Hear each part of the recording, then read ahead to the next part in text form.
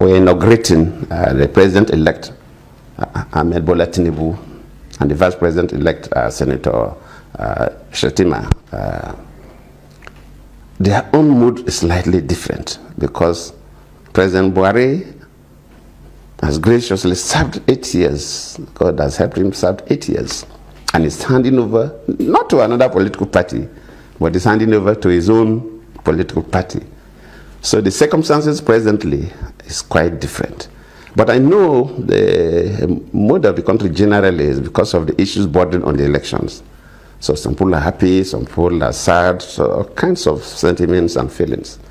In my own time, especially the 2015 election, my ministers, my senior officers, people who worked with me, there was this fear that this one that we've lost the election, what will be our fate? Will the new government just throw all of us into jail without giving us even fair hearing? Because government is next to God and decide to do anything. That fear was in the minds of people. Some people feel, could I even run away? Should I stay in the country? But to them, that will not be much of a problem because it's the same party that is taking over. So the tension we faced then, the Buhari's team may not face the same tension. Yes, some few people may have some issues that bother them, but on the average, they will not have that kind of feeling. But it used to be tense, really.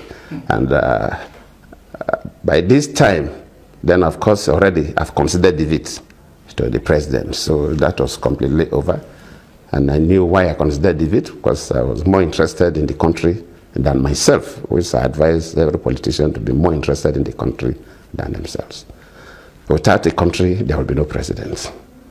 So I know it used to be tense. And how do we ensure that Nigeria comes out of the current electoral controversy through reforms that will help grow the country's democracy? The problem we have is the electoral management body, INEC, and the security. And I used to give an example. If two soccer teams are playing and the referee decides to look the other way, they will enjoy themselves. If people are contesting for elections, should expect that it's like a soccer game. Everybody wants to win. And you must not allow it. The electoral management bodies share more than 60% of the blame. Because if they do their work well, the politicians will have no choice than to follow the rules. They, the security, and the courts. I believe one day we'll get there, but I feel sad now that our electoral process is still wobbling. So we have migrated from card reader to paper, which is a superior technology. Why do we still have problems? Manual voting, we have problems in this country. Electronic, we have. So where is the problem coming from? Is the independent the electoral management bodies, INEC in this case. INEC has to sit up so that they will not throw this country into conflagration one day. And people must be serious. INEC must sit up. We should commission one of these internationally known IT companies. They will want to protect their image and allow them to build a system for us and also manage it during our elections. We can train our people, but they should manage it. That this last election, they say, oh, one director in charge of IT did this or did not do that. If you bring Google or one of these giants and they agree to build it and manage it for you, there will be nobody in Nigeria will not be involved. So it should be completely neutral. And probably when we get to that level where all those who have smartphones will not need to go to any place to vote. You bring out the, take it, go to your unit and press the button and you vote. You can vote in your kitchen, you can vote in your bedroom, you can vote in your sitting room, you can vote in your car. Even if you're in the US, you can vote.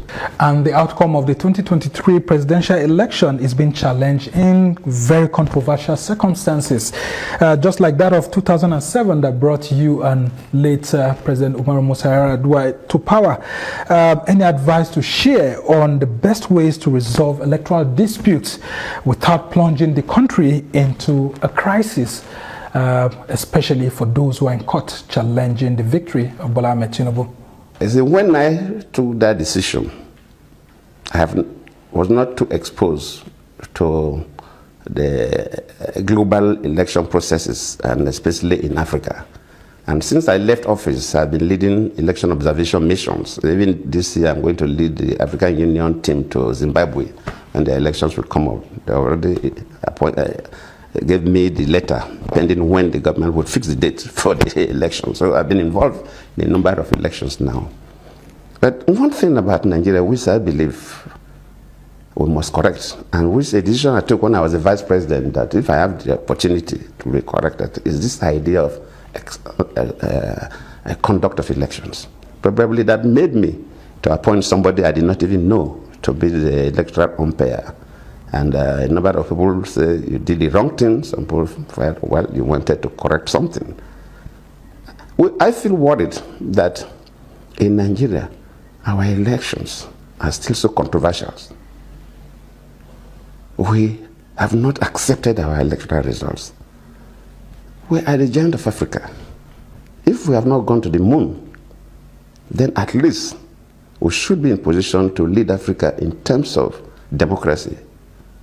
We should be able to conduct free and fair elections that other African countries say, look, why not do what Nigeria has done? Why not all of us behave like Nigerians in terms of conducting their elections? Our elections have been categorized as one of the worst in Africa. And even if you ask me as a Nigerian to vet, I will admit, because I've been going to other countries. I'm not saying things don't happen in other countries, but we really need to improve our standard of elections. A country like Tanzania, presidential elections don't even challenge in court. Though all of us who have been leading international observation missions who have recommended that that is not the best. Even for presidential elections, the matters will go through the court process. Let people who lost the election be convinced that they lost the election. Otherwise, one day the country can implode. If somebody just boxed into a corner, you cannot even complain. It's not the best. Allow that person the leeway to complain. So to me, our own is quite good. For presidential elections, you go through two stages, appeal court and Supreme Court. For governorship elections, unfortunately, go through 3 stages, but I believe that aspect of the Constitution or the electoral laws will be amended. 3 stages too much. I remember during your period, one of those recommendations of the Uwais panel report was for the appointment of the INEC National Chairman by the National Judicial Council, of which your cabinet then said it wasn't going to accept that recommendation. What would you prefer as a solution? Should we continue to have the president appoint the INEC National Chairman, or should the National Judicial Council be in charge of appointing National Chairman of INEC going forward? If you look globally, setting up the electoral management bodies are divided into 3 broad groups. One, the president appointing everybody just like in Nigeria. I also appointed. You appointed the chairman, you appointed all the national commissioners and the resident electoral commissioners by president, who is a politician, who has a political interest to protect. Some countries go to the extreme, where a completely neutral body appoint everybody. The president has no role in it. Some countries blend. A neutral body recommends people, then from which the president select. So before you are selected, you already pass a basic level of screening. In fact, what I wanted to do if I had stayed in office was that if the Jigas tenure had expired, then I wanted to vote. And I would take people by surprise. I would have called traditional rulers, not all of them, the religious leaders, civil society, the journalists, at least 100 of them into a room. They will not know. We'll get the computers and so on and so forth. Say, okay, nominate a Nigerian you think should be INEC chairman. Everybody will nominate. Then we screen. Then we'll go for another round of nomination. Even if we sleep that for the whole night, so the whole night, we'll be reducing until we get to somebody who everybody will say, this is special. I wouldn't even want to give it to any particular department of government or an institution. I wouldn't want to say NJC or CJ, because everybody has an interest. So the best thing is not to get a constant team that will be appointing.